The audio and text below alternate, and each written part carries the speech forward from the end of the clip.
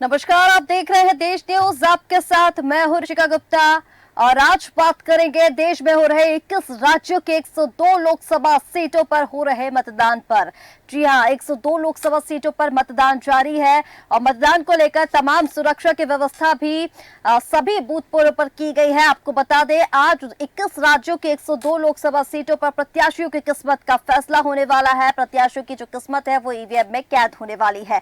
आपको सबसे पहले हम बता दें, जहां तमिलनाडु में 39 सीटों पर, उत्तराखंड में 5, अरुणाचल में 2, मेघालय में 2, मध्य प्रदेश में 6, उत्तर प्रदेश की 8 सीटों पर मतदान आज होने वाले हैं। इसी के साथ अंडमान एंड निकोबार द्वीप समूह में 1, मिजोरम में 1, नागालैंड में 1, पुडुचेरी, सिक्किम और लक्षद्वीप, यहां पर भी एक सीट पर मतदान आज होने हैं। इसी के साथ राजस्थान की अगर हम बात करें तो राजस्थान में 12 सीटों पर, उत्तर प्रदेश में 8 सीटों पर, मध्य प्रदेश में 6, असम और महाराष्ट्र में 5-5 और इसके साथ ही बिहार में 4, पश्चिम बंगाल में 3, मणिपुर में 2 और त्रिपुरा में, जम्मू कश्मीर में, छत्तीसगढ़ में एक सीट पर आज लोकसभा सीटों पर मतदान होने हैं। सुबह 7 बजे से मतदान की जो प्रक्रिया है वो शुरू हो चुकी है। शाम 5 बजे तक, कहीं शाम 6 बजे तक मतदान जो है वो जारी रहेगा। तो आपको बता दें, मध्य प्रदेश की भी 6 सीटों पर यहाँ पर मतदान होने हैं। और चलिए, ज्यादा बातचीत के लिए हमारे साथ संवाददाता जो है वो जुड़ चुके हैं। उनका सबसे पहले हम चलेंगे छिंदवाड़ा की ओर। छिंदवाड़ा से हमारे साथ संतोष जुड़ चुके हैं। लोकसभा चुनाव के पहले चरण में छिंदवाड़ा के शिकारपुर में मतदान के बाद कमलनाथ ने क्या कहा वो आपको बता देते हैं। कमलनाथ ने कहा, मुझे छिंदवाड़ा की जनता पर पूरा भरोसा है, विश्वास है कि वो सच्चाई का समर्थन करेंगे। तो मध्य प्रदेश की जो छिंदवाड़ा सीट है वो एक हॉट सीट मानी जा रही है, क्योंकि कांग्रेस का गढ़ हमेशा से रही है। आपको बता दें, पूर्व सीएम कमलनाथ ने लोकसभा चुनाव के पहले चरण का मतदान जो है वो कर दिया है और इसके बाद पोलिंग बूथ से बाहर आकर पूर्व मुख्यमंत्री ने अपनी स्याही लगी उंगली भी दिखाई। कमलनाथ ने, बता दें आपको, शिकारपुर में पत्नी और बेटे नकुलनाथ और इसके साथ उनकी बहू के साथ वोट डाला है। और इसके साथ ही छिंदवाड़ा की जो हॉट सीट जैसे माना जा रहा है मध्य प्रदेश में, आज वहां पर मतदान होने हैं। आपको बता दें, कुल यहां पर जो है 16,28,701 वोटर्स है जो अपना सांसद चुनने वाले हैं। और जो छिंदवाड़ा में मुकाबला है वो कांग्रेस सांसद नकुलनाथ और बीजेपी उम्मीदवार विवेक बंटी साहू के बीच में यहाँ पर कड़ा मुकाबला होने वाला है। और चलिए, छिंदवाड़ा से हमारे साथ संवाददाता संतोष जुड़ चुके हैं। संतोष के पास सीधा चलेंगे। संतोष, छिंदवाड़ा में क्या स्थिति आप देख रहे हैं? मतदान केंद्र पर क्या कुछ स्थिति फिलहाल बनी हुई है? सीधा मुकाबला सांसद नकुलनाथ और बीजेपी उम्मीदवार बंटी साहू के बीच में, किसके पक्ष में मत जाते हुए आप देख रहे हैं? स्थिति क्या है फिलहाल छिंदवाड़ा की? देखिए ऋषिका, मैं बता देना चाहता हूँ कि अभी ये सबसे हॉट सीट जो विवेक बंटी साहू यहाँ पे वोट डालने वाले हैं, थोड़ी देर में वो आएंगे और वोट डालेंगे। ये सीताबाई राय प्राथमिक शाला है, तो पुराना छापा खाना है जहाँ पर ये बंटी साहू वोट डालेंगे और शिकारपुर में नकुलनाथ ने वोट डाल चुके हैं। ठीक, बिल्कुल संतोष। और जिस तरह से वोट को लेकर आपने बताया कि जो सांसद नकुलनाथ है, पूर्व मुख्यमंत्री कमलनाथ है, वहां वो वोट डाल चुके हैं शिकारपुर में। विवेक बंटी साहू जो है वो कुछ ही देर में वोट डालेंगे। लेकिन मतदान को लेकर अभी स्थिति आपसे जानना चाहेंगे, क्योंकि सुबह 7 बजे से जो है वो मतदान की प्रक्रिया शुरू हो गई है। और जिस तरह से मतदाताओं में जागरूकता हम इस बार देख रहे हैं, सुबह से ही लंबी कतारें जो है वो मतदान केंद्रों में लगी हुई है। फिलहाल क्या कुछ उत्साह मतदाताओं में आप देख पा रहे हैं? और अगर आप मतदाताओं से बात कर पाए तो जरा दर्शकों को भी बताएं कि छिंदवाड़ा में मतदाताओं के मन में क्या है। बता देना चाहता हूँ कि यहाँ पर मतदाताओं की भीड़ लगी हुई है। इसी सब में जो विवेक बंटी साहू है, उनके भाई भी वोट डालने आए हुए हैं। हम बात करेंगे उनसे, क्या रुझान है, कैसा रहेगा? नहीं भाई, बहुत अच्छा रहेगा। कम से कम 5 लाख। देखिए, विवेक बंटी साहू जो भाजपा लोकसभा प्रत्याशी हैं, उनके भाई नवीन साहू से बात कर रहे हैं। क्या कहना है उनका और क्या पब्लिक का? ठीक, पब्लिक के मन में इन्हीं के साथ माता जी खड़ी है। माता जी बात करेंगे। माता जी जी, क्या लोकतंत्र का ये पर्व चल रहा है, क्या कहना चाहेंगे देशवासियों को?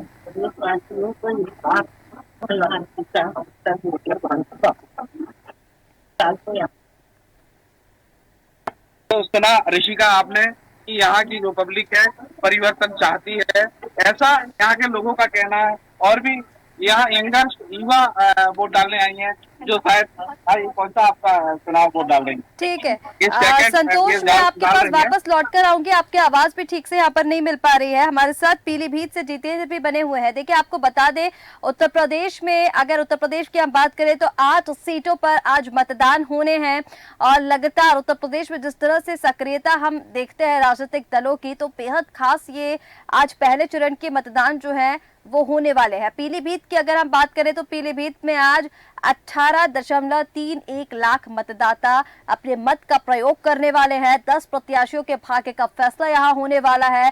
और आपको बता दें, मतदान के लिए 1521 बूथ बनाए गए हैं। सीधे चलेंगे जितेंद्र के पास, हमारे संवाददाता पीलीभीत से जुड़े हुए हैं। जितेंद्र, वर्तमान में क्या कुछ आप उत्साह मतदाताओं के मन में देख रहे हैं? फिलहाल क्या कुछ स्थिति? 1521 बूथ बनाए गए हैं।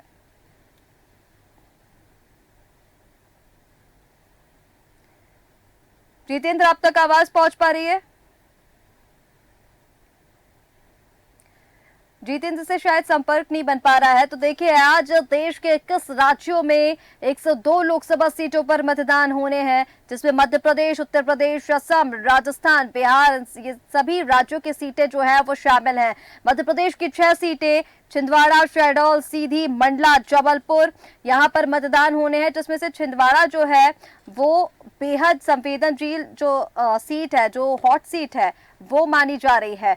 तो लगातार देखिए, यहाँ आपको बता रहे हैं किस तरह से आज 102 लोकसभा सीटों पर मतदान होने हैं। आपको बता दें, उत्तर प्रदेश में भी 8 और मध्य प्रदेश में 6 सीटों पर चुनाव होने हैं। और चलिए सीधा रुख करेंगे अब बालाघाट की ओर। तो जो बालाघाट लोकसभा सीट है, वहां आपको बता दें कि बालाघाट में आज पहले चरण के मतदान होने हैं। देखिए, बालाघाट में जो मतदान की प्रक्रिया है वो किसी चुनावी जंग से कम नहीं, क्योंकि ये नक्सली जिलों में आता है। ये जिला देश के 12 नक्सली जिलों में आता है। मध्य प्रदेश के बालाघाट सीट पर मतदान में खलल रोकने के लिए सेना जो है वो उतरी हुई है। बूथों पर सीसीटीवी कैमरे से निगरानी की जा रही है। मतदान का महापर्व जंग जीतने से ये जो बालाघाट की सीट है वो कम नहीं है। शांतिपूर्ण चुनाव कराने के लिए चुनाव आयोग की ओर से तमाम व्यवस्थाएं यहाँ पर की गई हैं। आपको बता दें, 5000 से ज्यादा फोर्स इस बालाघाट सीट पर तैनात की गई है। वायुसेना का हेलीकॉप्टर नक्सल प्रभावित इलाके जो है वो वहां पर नजर रखने वाला है। इसके साथ ही आपको बता दें, बालाघाट में 70% से अधिक बूथों पर सीसीटीवी कैमरे। भाजपा के भारती पारधी के सामने कांग्रेस के सम्राट सिंह और इसी के साथ बसपा से कंकर मुजारे मैदान में। और चलिए, हमारे साथ पूनम राउत जो है वो बालाघाट से जुड़ चुके हैं। सीधा उनका रुख करेंगे। पूनम, आपसे जानना चाहेंगे, बीजेपी और कांग्रेस के साथ साथ बसपा भी यहाँ पर मैदान में है। क्या लगता है, त्रिकोणीय मुकाबला यहाँ पर देखने को मिल रहा है, मतदाताओं के मन में क्या है?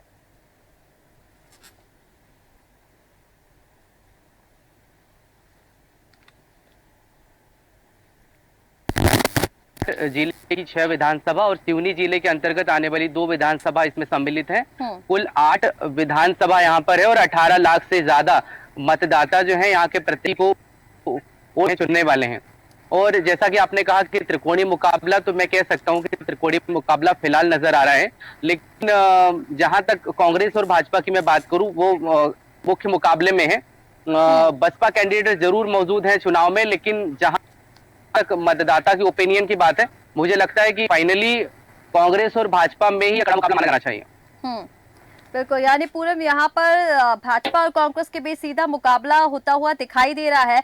लेकिन अगर मतदाताओं की हम बात करें, क्योंकि बालाघाट जो है वो नक्सली जिलों में शामिल होता है, सुरक्षा को लेकर क्या कुछ इंतजाम यहाँ पर किए गए हैं? और क्योंकि जो जहाँ नक्सल प्रभावित जो क्षेत्र है, वहाँ की जनता किस तरह से जागरूक है और अपने मत का प्रयोग करने के लिए घरों से बाहर निकल रही है? क्योंकि सुबह से जो तस्वीरें हम देख रहे हैं, लगातार यहाँ पर मतदाताओं को जागरूक करने का काम जो है वो पहले से किया जा रहा था और वो हम देख भी रहे हैं, जो आज नजर आ रहा है। सुबह से ही लंबी कतारें मतदान केंद्रों पर लगी हुई हैं।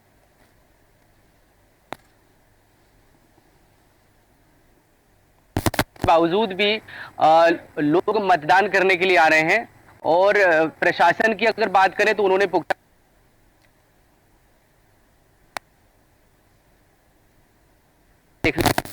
कतारें यहाँ पर मतदान केंद्र बालाघाट सिवनी, जहां तक अभी खबर है, काफी बढ़िया मतदान शांतिपूर्ण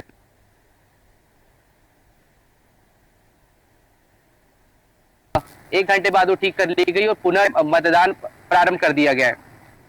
ठीक है पूनम हमारे साथ। चलिए अब छत्तीसगढ़ की बात कर लेते हैं। छत्तीसगढ़ की भी एक लोकसभा सीट पर बस्तर सीट पर आज मतदान है। बस्तर सीट में मतदान को लेकर गजब का उत्साह भी देखने को मिल रहा है। विधानसभा में भी हमने यहाँ पर गजब का उत्साह मतदाताओं में देखा था। आपको बता दें बीजेपी प्रत्याशी महेश कश्यप और कांग्रेस के प्रत्याशी कवासी लखमा के बीच ये सीधा मुकाबला। आपको बता दें जो बस्तर लोकसभा संसदीय क्षेत्र है यहाँ पर कुल 1957 मतदान केंद्र बनाए गए हैं। 600 के करीब संवेदनशील और अति संवेदनशील हैं और इसके अलावा नक्सल प्रभावित जो है वो करीब 400 और इसके साथ ही राजनीतिक संवेदनशील जो है वो 220 मतदान केंद्र है।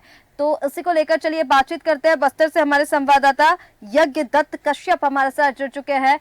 यज्ञ दत्त जी आपके पास मैं सीधा आना चाहूंगी। बस्तर में क्या कुछ स्थिति, क्योंकि मतदाताओं के मन में जो उत्साह बस्तर से देखने को मिल रहा है, सुबह से ही लंबी कतारें मतदान केंद्रों पर है, क्या कुछ अभी फिलहाल आप देख पा रहे हैं, कितना उत्साह मतदाताओं के मन में है? जी जी जी जी मैम, बस्तर में वर्तमान में अभी मतदाताओं में भारी उत्साह है और पूर्ण सुरक्षा व्यवस्था के साथ बस्तर में मतदान कराया जा रहा है।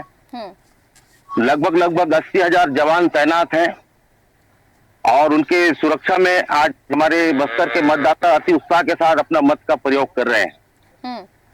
जी ठीक है यज्ञ दत्त जी, मतदान केंद्रों पर अगर आप है तो वहां पर क्या आपने बातचीत करने की कोशिश की? मतदाताओं के मन में क्या है, क्या उनके मन में है, किन मुद्दों को लेकर आज वो अपने मत का प्रयोग करने वाले हैं बस्तर में?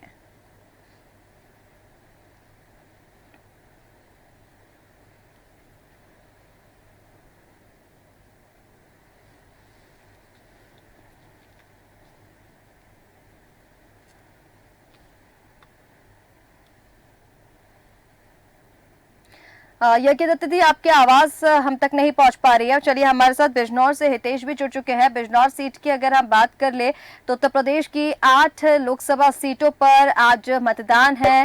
बिजनौर जो है, बिजनौर में भी गजब का उत्साह मतदाताओं के मन में देखा जाता है। बूथों पर लंबी लाइनें सुबह से ही देख रहे हैं। सुरक्षा के भी कड़े इंतजाम यहाँ पर किए गए हैं और आपको बता दें बिजनौर लोकसभा सीट पर आज कुल 17,33,372 जो मतदाता है वो अपने मत का प्रयोग करने वाले हैं और हमारे संवाददाता बिजनौर से हितेश जुड़ चुके हैं। सीधा उनका रुख करेंगे। हितेश, क्या कुछ स्थिति मतदान केंद्र पर आप देख रहे हैं? मतदाता किन मुद्दों को लेकर आज अपने मत का प्रयोग करने वाले हैं बिजनौर में?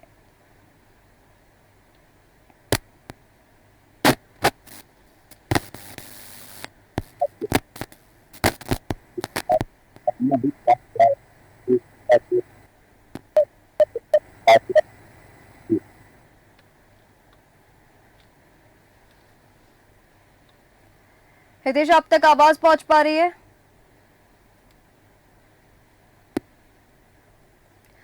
चलिए तो आज लगातार आपको बता रहे हैं देश में 21 राज्यों के 102 लोकसभा सीटों पर मतदान होने हैं। सुबह 7 बजे से वोटिंग प्रक्रिया जो वो शुरू हो चुकी है। शाम को 5 बजे तक या कई क्षेत्रों में शाम 6 बजे तक भी ये वोटिंग प्रक्रिया जो है वो जारी रहने वाली है। तमाम राज्यों की 102 लोकसभा सीटों पर आज मतदान की प्रक्रिया जो है वो जारी है और हमारे साथ बस्तर से यज्ञ दत्त जी भी लगातार बने हुए हैं। यज्ञ दत्त जी आपके पास मैं आना चाहूंगी, आवाज आपको मिल रही है मेरी?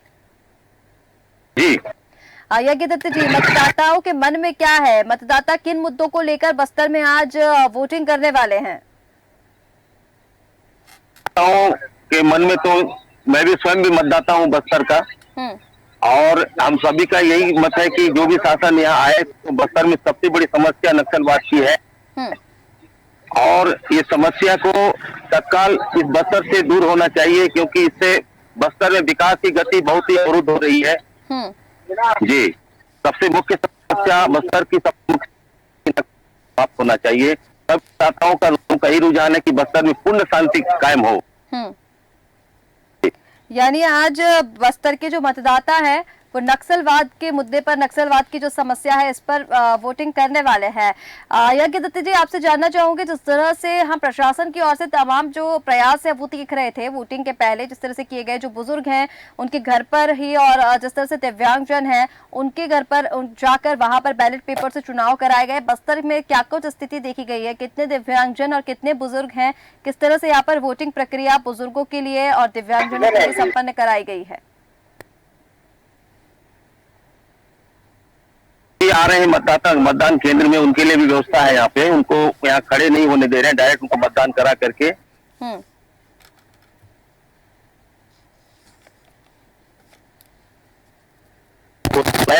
और यहाँ सुरक्षा पुख्ता व्यवस्था है, सुरक्षा का शासन ने, और इस व्यवस्था के चलते जो है बस्तर में भारी उत्साह के साथ मतदान हो रहा है। निर्भीक होकर मतदाता अपना मत का प्रयोग कर रहे हैं बस्तर में।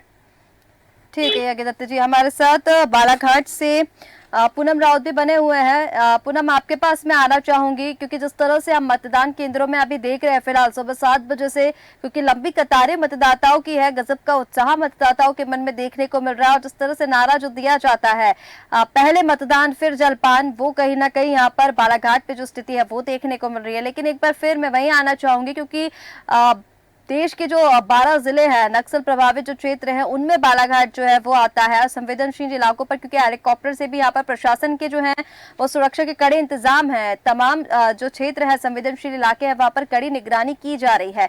फिलहाल अभी सुरक्षा के क्या कुछ इंतजाम आप जहाँ पर मौजूद है वहाँ किए गए हैं और किन मुद्दों पर बालाघाट के जो मतदाता है वो इस बार अपने मत का प्रयोग करने वाले हैं? ऋषिका जी, मैं पहले ही बता चुका हूं कि यहाँ पर सुरक्षा के काफी पुख्ता इंतजाम किए गए हैं और मतदाता भी काफी अवेयर हैं। सुबह से ही लंबी कतारें साबित कर रही हैं कि लोग जो है अपने मताधिकार को लेकर जो है आश्वस्त हैं कि मतदान का उपयोग जरूरी है, अनिवार्य है। इस भावना के साथ लोग मतदान कर रहे हैं। और जैसा कि आपने दूसरा सवाल किया कि किन मुद्दों को लेकर, तो बालाघाट की जो फिजा है, वैसे तो यह जाति समीकरण के आधार पर यहाँ पर चुनाव तय होते रहे हैं यदि हम पिछले आंकड़ों पर नजर डालें। और जहां तक अगर मैं कांग्रेस की बात करूं, मुझे ऐसा लगता है कि कांग्रेस जो है वो जो मुद्दे हैं, जो बीजेपी के खिलाफ जो मुद्दे हैं, उन मुद्दों को अच्छी तरीके से कैच नहीं कर पाई और जिसका फायदा जो है मुझे ऐसा लग रहा है कि बीजेपी को जरूर मिलेगा। कांग्रेस एक बढ़िया तैयारी के साथ बड़े मुद्दों के साथ भाजपा को घेर सकती थी, लेकिन यहाँ पर मुझे कमी दिखाई देती है कांग्रेस में और निश्चित रूप से उसका फायदा बीजेपी को मिलेगा। ठीक है पूनम जी, यानी जिस तरह से बालाघाट की स्थिति हम देख रहे हैं, जो अपने मत का प्रयोग, क्योंकि स्थानीय मुद्दे तो होते ही हैं, लेकिन जिस तरह से आपने बताया कि त्रिकोणीय मुकाबला, तो ठीक है यहाँ पर बसपा से कंकर मुजारे भी मैदान में है, लेकिन माफ कीजिए ना, भाजपा और कांग्रेस के बीच में सीधा मुकाबला यहाँ पर आप देख पा रहे हैं। यानी कहीं ना कहीं मोदी की जो गारंटी है वो बालाघाट में फिट बैठती दिखाई दे रही है। पूनम,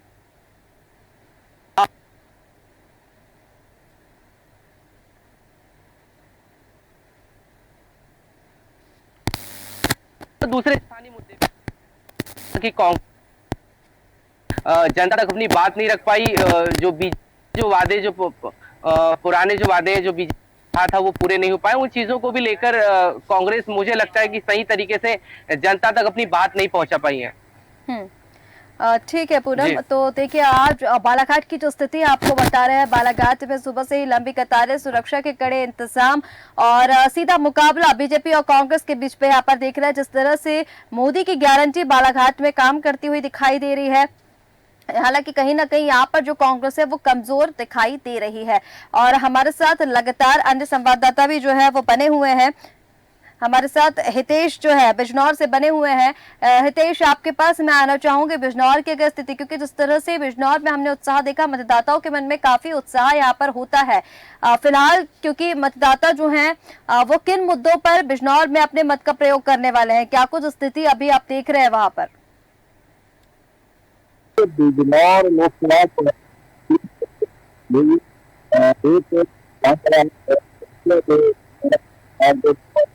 और अलग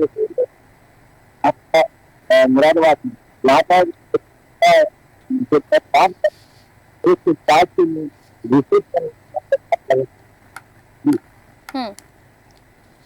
ठीक है तेज, यानी स्थानीय मुद्दों के साथ साथ यहाँ पर कुछ और भी मुद्दे जो हैं वो हावी होते हैं। अगर मुकाबले की बात करूँ हितेश में यहाँ पर, तो बिजनौर में क्या लगता है आपको, किस प्रत्याशी की हक में ये आज मतदाता जो है वो उनकी किस्मत का फैसला करने वाले हैं, बीजेपी या फिर कांग्रेस? क्योंकि जिस तरह से अपने ओपिनियन पोल में भी बताया कि किस तरह से यूपी में जो सीटों को लेकर समीकरण सामने आया, कहीं ना कहीं बीजेपी के पक्ष में जो सीटें हैं वो जाती हुई दिखाई दे रही है। बिजनौर में आप क्या स्थिति देख पा रहे हैं? बहुजन समाज पार्टी और भारतीय जनता पार्टी से और जो समाजवादी विधायक है, मोदी के विधायक